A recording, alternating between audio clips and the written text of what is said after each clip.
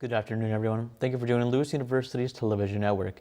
Today is Wednesday, April 14, 2021. I'm Luis Chavez, and we begin with our top international and national stories.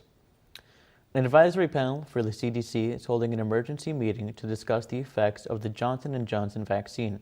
The U.S. government and the CDC are recommending halting the administration of the Johnson & Johnson one-dose vaccine. Unusual blood clots were found in 6 women between the ages of 18 and 48, with 1 person dead. The FDA expects the pause to be short. Meanwhile, other countries have wasted no time in their decisions regarding the vaccine. This could have broad implications for the global vaccination effort. Authorities stress that they found no sign of blood clotting problems for the Moderna and Pfizer vaccines. Defense witnesses continue to testify in the 13th day of Derek Chauvin being on trial. Retired forensic pathologist Dr. David Fowler, during his testimony, said he thinks George Floyd's death should be undetermined. During Fowler's testimony, he shared different factors that could have led to Floyd's death and said Floyd had suffered a sudden cardiac event. So far, Chauvin has been charged with second-degree unintentional murder, third-degree murder, and second-degree manslaughter. A police officer has been fired after officers held an Army officer at gunpoint, handcuffed, and pepper-sprayed him during an illegal traffic stop. Officer Joe Gutierrez was fired after an internal investigation of the incident, which took place on December 5th in Windsor, Virginia. The incident stated that the Army officer, Caron Nazario, was pulled over for not having his tags displayed on his car. However, a temporary dealer plate on his SUV can be seen in the video camera footage. The officer, alongside Gutierrez, Daniel Crocker, hasn't been fired, and the police department said that they'll be carrying out additional training. Nazario, who serves as a second lieutenant in the U.S. Army Medical Corps and is black and Latino, plans on suing the town. Ex-officer Kim Potter will be charged with second-degree manslaughter of Dante Wright. Wright was fatally shot during a traffic stop on Sunday afternoon in Brooklyn Center, Minneapolis. Potter thought she reached for her taser but ended up grabbing her gun and fired a shot. Mayor Mike Elliott hopes Potter's resignation brings a sense of calm to the community as the city moves into night 2 of protests and unrest. On Monday, a teen suspect was killed and an officer injured after police responded to an armed male student at a local high school in Knoxville, Tennessee. Officers arrived at Austin East Magnet High School, the suspect hiding in a bathroom. The unidentified suspect reportedly fired shots, hitting one of the officers as they entered the bathroom. An officer returned fire, hitting the suspect, who was later pronounced dead at the scene. There were no other reports of the suspect firing his weapon in the school. The injured officer was taken to a local medical center with non-life-threatening injuries.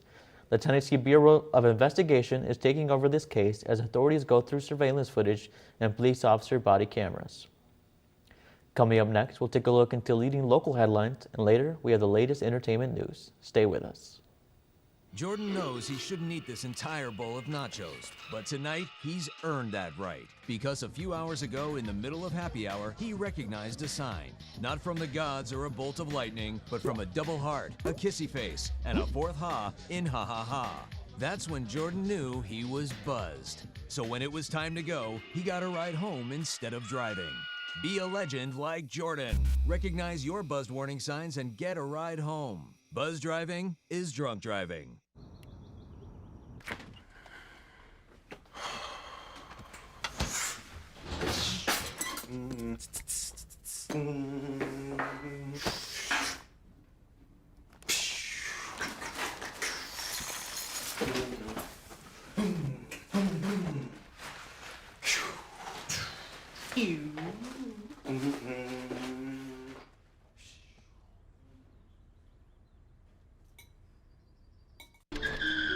If I could go back and change it all,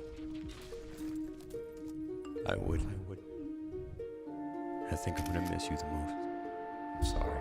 I'm so sorry. I'm so sorry. Maybe it's just the little moments.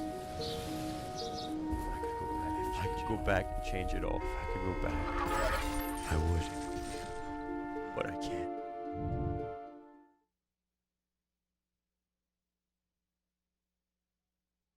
So, I got this new family, and I don't know what it is about this one, but she can't seem to put down that toy all day long.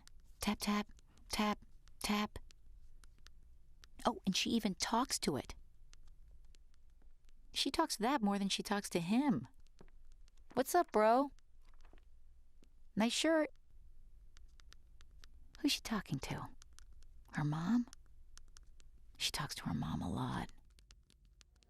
Illinois election results for 2021 across Chicago suburbs made history this week. The result told a historic win for women. Michelle Nelson was elected the first female mayor in South Flossmoor with 58% of the vote. Tiffany Hanyard became Dalton's first woman mayor, winning an impressive 82% of the vote. Melissa Nadermeyer joins them, becoming Willow Springs' first female mayor in 129 years. Mayor Richard Irvin won his seat back as mayor of Aurora with 53% of the vote. He was their first African-American mayor. Next week, Chicago public high school students were supposed to return to their classrooms. However, this may not happen if there is no deal met between CPS and the Chicago Teachers Union. CPS was prepared to open the schools again by next week, but the CTU has threatened that that won't happen unless certain agreements are made. The agreements that are in discussion are those about scheduling students and staff, work environment safety, and if vaccines will be necessary to take part in the upcoming school year.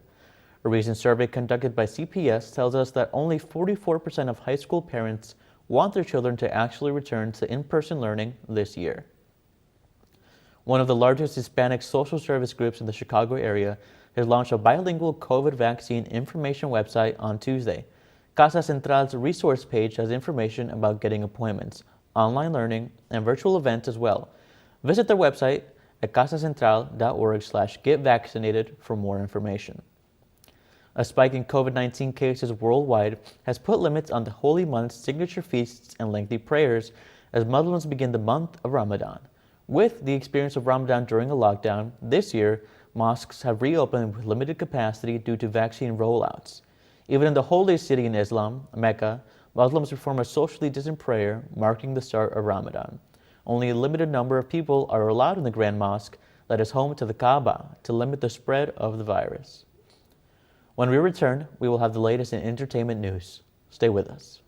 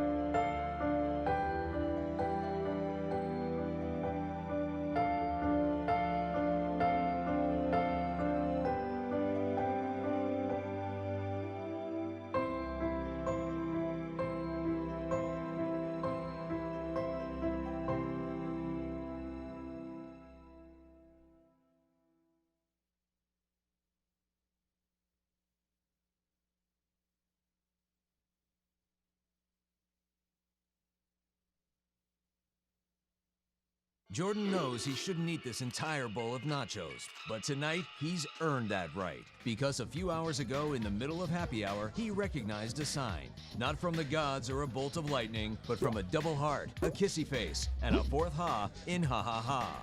That's when Jordan knew he was buzzed. So when it was time to go, he got a ride home instead of driving. Be a legend like Jordan. Recognize your buzzed warning signs and get a ride home. Buzz driving is drunk driving. So, I got this new family, and I don't know what it is about this one, but she can't seem to put down that toy all day long. Tap, tap, tap, tap. Oh, and she even talks to it. She talks to that more than she talks to him. What's up, bro? Nice shirt. Who's she talking to? Her mom? She talks to her mom a lot. In entertainment news, an international concert hosted by Selena Gomez and headlined by Jennifer Lopez will be broadcasted on May 8th on AMB, CBS, and Fox, as well as on iHeartMedia radio stations and YouTube. An anti-poverty organization, Global Citizens, announced this musical event called Vax Live, the concert to reunite the world. The goal is to raise money for global vaccinations. This concert is a campaign for the medical workers in the world's poorest countries yet to receive the COVID-19 vaccines. Featured artists will be the Foo Fighters, Eddie Vedder, J Balvin, and Her. The performance will be recorded at the SoFi Stadium in Los Angeles. This concert will bring awareness to the 60 nations that still haven't received any COVID-19 vaccines. Will Smith and director Antoine Fuqua pulled their upcoming film production, Emancipation, out of Georgia because of the state's new voting law. The slavery-era drama, produced and financed by Apple Studios, is the first major production to cite the law as a reason to leave the state. Activists have announced the law as an effort to make voting harder for the state's black population. The film is set to begin production this summer. It remains to be seen if this move will prompt other studios to reconsider productions in Georgia. Tyler Perry, Stacey Abrams, and others have urged Hollywood not to uproot productions despite outrage over the new law. Since the pandemic has started, Food Network star Guy Fieri has been raising money for restaurant workers. He worked alongside the Restaurant Employee Relief Fund. It was announced yesterday that they have raised more than $25 million. This money is being used to give $500 grants to 43,000 restaurant employees. Last May, the partnership had raised more than $21 million for restaurant workers. Fieri recently began filming a show, Diners, Drive-Ins, and Dives, and since the pandemic started, and has met many of the people who have been helped by this fund. That's it for today's news. Thank you for watching. As a reminder, you can always keep up with Lewis News on Facebook, Twitter, Instagram, and by visiting our YouTube channel. I'm Luis Chavez. Have a great night.